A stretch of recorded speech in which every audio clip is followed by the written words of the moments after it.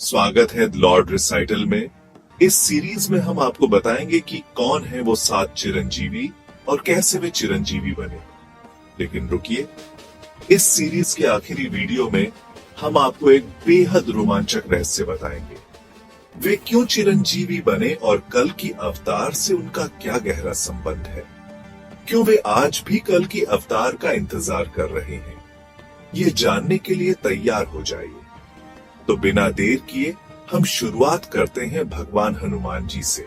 यथो धर्मः ततो हनुमानः, यथो हनुमानः ततो जय। रामायण में कई रहस्यमयी और रोमांचक घटनाएं हैं जिनसे पता चलता है कि भगवान हनुमान को चिरंजीवी का वरदान कैसे मिला। लेकिन ये घटनाएं सिर्फ एक कथा नहीं है, बल्कि एक रहस्य की तरह है जो समय और स्थान की सीमाओं को पार कर जाती है। पहली घटना का दिलचस्प मोड़ तब आया जब बचपन में हनुमान जी ने एक दिन सूरज को एक फल समझकर निगल लिया। लेकिन जैसे ही इंद्रदेव ने यह देखा, उन्होंने अपनी पूरी शक्ति से इंद्रास्त्र को हनुमान जी पर छोड़ दिया। उस शक्तिशाली हमले के बाद हनुमान जी का शरीर पूरी तरह झुलसने लगा और वह मरने के कगार पर थे। अपने पुत्र की यह दशा देखकर पवन देव क्रोधित हुए और गुस्से में उन्होंने पृथ्वी की सारी हवा छीन ली। पवन देव को शांत करने के लिए देवताओं ने हनुमान जी को विभिन्न वरदान दिए। तभी ब्रह्मा देव का दिव्य स्वर गूंजा और उन्होंने हनुमान जी को चिरंजीवी का वरदान दिया। ये वरदान हनुमान के जीवन में एक नए मोड़ का आगमन था, क्योंकि अब वह न केवल शक्तिशाली थे, बल्कि एक अमर देवता के रूप में इस पृथ्वी पर स्थायी रूप से बने रहने के लिए भी अभिशप्त थे। फिर आया वह अद्भुत पल जब रावण ने सीता जी को लंका ले जाने के बाद हनुमान जी ने उन्हें खोजने के लिए समुद्र लांघने का निर्णय लिया। इसमें उन्होंने न केवल समुद्र की विशालता को पार किया, बल्कि लंका में दाखिल होते हुए राक्षसों से जूझते हुए सीता जी तक पहुंचने में सफल हुए। अशोक वाटिका में सीता से मिलने के बाद हनुमान जी की प्रभु श्री राम जी के प्रति असीम भक्ति देखकर माता सीता की आंखों में आंसू आ गए और माता सीता ने हनुमान जी से कहा, जब तक इस धरती पर प्रभु श्री राम जी का नाम रहेगा, तब तक तुम इस धरती पर वास करोगे। लेकिन क्या आपको पता है कि इस वरदान का एक गहरा रहस्य था। जब हनुमान ने यह वरदान प्राप्त किया तो वह अज्ञात रूप से एक अजीब यात्रा पर निकल पड़े।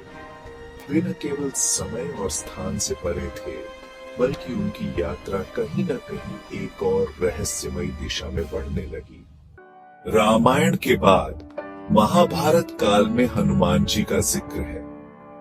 हनुमान जी और भीम दोनों पवन देव के पुत्र थे। इस कारण वे आपस में भाई थे।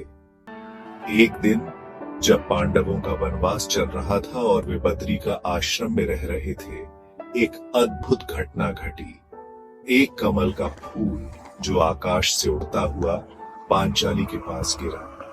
उसकी मनमोहक खुशबू से पांचाली पूरी तरह मोहित हो गई और उसने भीम से उस कमल को लाने की इच्छा जताई। भीम, जो अपार शक्ति के स्वामी थे, तुरंत उस कमल को खोजने के लिए निकल पड़े। उनका मार्ग उन्हें गंधमादन पर्वत तक ले गया। गंधमादन पर्वत की चोटी पर एक सुंदर बगीचा था। वहीं हनुमान जी भी विश्राम कर रहे थे। जब हनुमान जी को एहसास हुआ कि कोई इस बगीचे में आ रहा है, तो उन्होंने इसे रास्ता बंद कर दिया। भीम, जो अपनी ताकत के घमंड में थे, हनुमान जी से रास्ता छोड़ने की विनती की। लेकिन हनुमान जी ने मुस्कुराते हुए कहा, तुम मुझसे रास्ता क्यों चाहते हो? मैं तुम्हारी राह नहीं छोड़ सकता। तुम्हें रास्ता चाहिए तो मुझे लांघ के जा।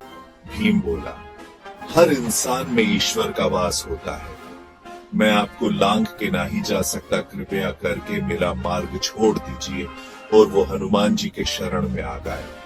उनकी बातों से प्रसन्न होके हनुमान जी अपने विकराल रूप में उनके सामने आए और वरदान मांगने की कहा। काफी सोच विचार करने के बाद भीम ने कहा, मुझे अर्जुन की चिंता है। वह एकमात्र धनुर्धर है और शत्रु उन्हें मारने का प्रयास करेंगे। प्रभु कृपा करके उनकी रक्षा करें।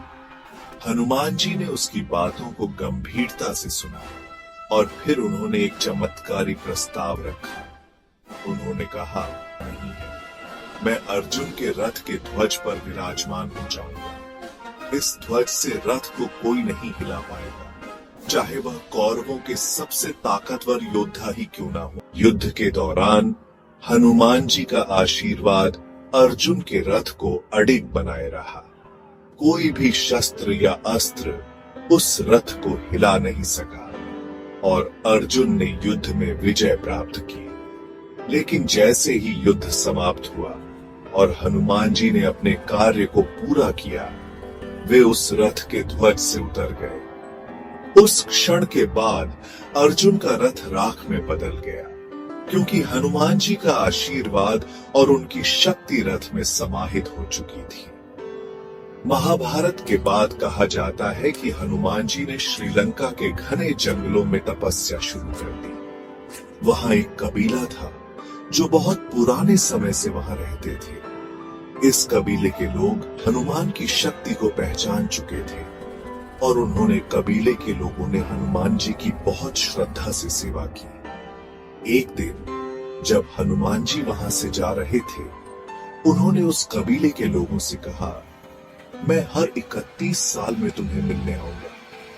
ये वचन देने के बाद हनुमान जी वहां से चले गए और उनका नाम फिर से एक रहस्य बन गया। लेकिन असली चौंकाने वाली बात यह है कि वह कबीला आज भी श्रीलंका के जंगलों में रहता है और वे यह दावा करते हैं कि हनुमान जी ने आखिरी बार 2014 में आकर कबीले के लोगों से मिलने का वचन पूरा किया था और अब लोग कह रहे हैं कि 2055 में वह फिर से आएंगे। इसके अलावा चीन की मिथोलॉजी में भी एक बंदर राजा की कहानी है जो अद्वितीय शक्तियों और वीरता का प्रतीक है। और क्या आप जानते हैं कि इस बंदर राजा की शक्तियां और गुण बिल्कुल भगवान हनुमान से मिलते जुलते हैं? क्या यह संयोग है या कुछ और? आज भी हमारी ग्रंथों के अनुसार हनुमान जी हिमालय की एक गुफा में तपस्या कर रहे हैं, लेकिन इस गुफा के भीतर जो रहस्य है वह आज तक किसी ने नहीं जान पाया। क्या यह गुफा सचमुच एक और आयाम का द्वार है? क्या भगवान हनुमान वहां से समय और स्थान के बीच की सीमाओं को पार करके पृथ्वी पर लौटने वाले हैं? यह कहानी अभी खत्म नहीं हुई है, बल्कि बस एक और रहस्य का आगमन हो रहा है। धन्यवाद इस वीडियो को अंत तक देखने के लिए। लेकिन क्या आप जानते हैं चिरंजीव योग के बारे में कुछ और भी खतरनाक और चौंकाने वाले रहस्य छुपे हुए हैं? हम अगली वीडियो में इन रहस्यों को और खोलने की कोशिश करेंगे। आपको इस वीडियो का कौन सा पार्ट अच्छा लगा और अगली वीडियो में किस चिरंजीवी के बारे में जानना चाहते हो, ये हमें कमेंट में बताएं। लाइक और सब्सक्राइब करना न भूलें, क्योंकि अगली बार हम कुछ और भी रोमांचक और रहस्यमय खुलासे करने वाले हैं। अगली वीडियो में मिलते हैं, तब तक के लिए जय श्री राम।